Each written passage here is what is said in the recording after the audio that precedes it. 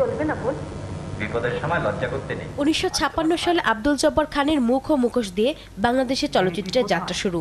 স্বাধীনতার পরে ওরা 11 জন, ধীরে বহে মেঘনা, দীপু নাম্বার 2, মুক্তির গান, জীবন থেকে নেয়া সহ অসংখ্য মানসম্মত চলচ্চিত্র তৈরি হয়েছে। ছাদের উপরে এসে গান গেয়ে আশেপাশের লোকদের জানাতে চাও যে বউয়ের যন্ত্রণায় ঘরে বসে গান গাইতে পারো না, তাই না? তা হবে কেন? এরপর দীর্ঘ পথযাত্রায় নির্মিত হয়েছে প্রায় 3000-এর মতো চলচ্চিত্র। 90-এর দশকে মন্দাবস্থা গেল 5 বছরে আবার ঘুরে দাঁড়াতে শুরু করেছে রূপালী পর্দা। মুখ থুবড়ে পড়া অবস্থা থেকে দেশের চলচ্চিত্র যখন কেবল মাথা উঁচু করে দাঁড়াতে শুরু করেছে, তখন ভারতীয় চলচ্চিত্র আমদানির এমন সিদ্ধান্তের তীব্র বিরোধিতা করছেন চলচ্চিত্র শিল্পীরা।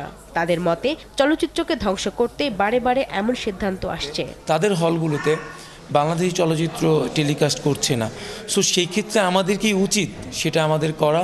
আমাদের বাংলাদেশে এখন অনেক ভালো ভালো চলচ্চিত্র হচ্ছে। আই থিঙ্ক আমাদের মনে হয় না আমাদের ইন্ডিয়ান চলচ্চিত্র আসার দরকার আছে। প্রথমে আমাদের চ্যানেলগুলোকে ওখানে অন্তত পক্ষে 1-2 বছর দেখানোর একটা ব্যবস্থা করা।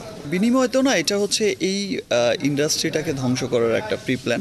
আজকে আমরা দুরবস্থায় পড়েছি, তার অর্থ এই নয় যে আমাদের এখানে বাইরের ছবি এনে চালাতে আমাদের ইন্ডাস্ট্রি বাঁচাতে হবে। সিনেমা হলগুলোর দিকে সরকার তাকাচ্ছে না। আমরা একটা ভাঙা ক্যামেরা নিয়ে আর এই যে জর্নাল স্পটে বসে আছি, আর তারা ছবি করছে গিয়ে পৃথিবীর বিভিন্ন দেশে গিয়ে। তাদের বাজেট আমরা পারবো কম্পিটিশনে? পারবো না। তো সেই জন্য বলছি সরকারকে আমি অনুরোধ করব যে এর থেকে যেন তারা বিরত থাকে। তারা বলছেন এপার বাংলা ও ওপার বাংলা চলচ্চিত্রের বাজেটে বিস্তর ফারাক আছে, তাই ভারসাম্যহীন এই প্রতিযোগিতায় যাওয়া বাংলাদেশের জন্য আত্মঘাতী হবে। সবাই মিলে চাইছে যে ইন্ডাস্ট্রিকে ডেভেলপ করা যায় কিভাবে, ইন্টারন্যাশনালি আমাদের দেশকে প্রেজেন্ট করা যায় কিভাবে চলচ্চিত্রের মাধ্যমে। সেখানে এটা কিন্তু একটা বড় একটা পাহাড় চাপিয়ে দেওয়া হবে। এখানে আমরা এফডিসিতে কাজ করছি, বাট এফডিসিতে কিন্তু এই ফ্লোর ছাড়া আর কিছুই নেই। তার ক্যামেরা নেই, তার পোস্টের কোনো কিছু নেই। আমি বলছি না যে গভর্নমেন্ট কারি টাকা দিয়ে দিবে আমাদের ইন্ডাস্ট্রি ডেভেলপ হবে। গভর্নমেন্টের একটু সুদৃষ্টি থাকলেই কিন্তু আমাদের ইন্ডাস্ট্রি ডেভেলপ হবে। আমাদের চ্যানেল চালাতে বলো না কোনো মতো আমাদের দেশ, সেখানে আমাদের ছবি কী করে এক্সচেঞ্জ করবো আমরা?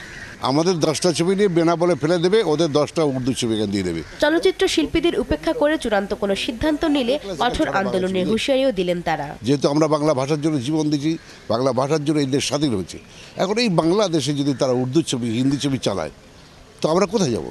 আগ্রাসনে পড়বো। কমার্শিয়াল ছবি একদল লোক এলসি করে এনে চালাবে হলে আর আমাদের কোনো ছবি তারা কিনবে না, এটা হতে পারে না। এটা আমি দৌড় বিরোধিতা করছি। কোনো মতে এই দেশে এটা মানবে না, মেনে নেওয়া উচিত। আমি তো মানব না। বারবার একই ঘটনার পুনরাবৃত্তির জন্য চলচ্চিত্র সংশ্লিষ্টদের মধ্যে থাকা অসাধু সিন্ডিকেটকে দায়ী করছেন শিল্পীরা।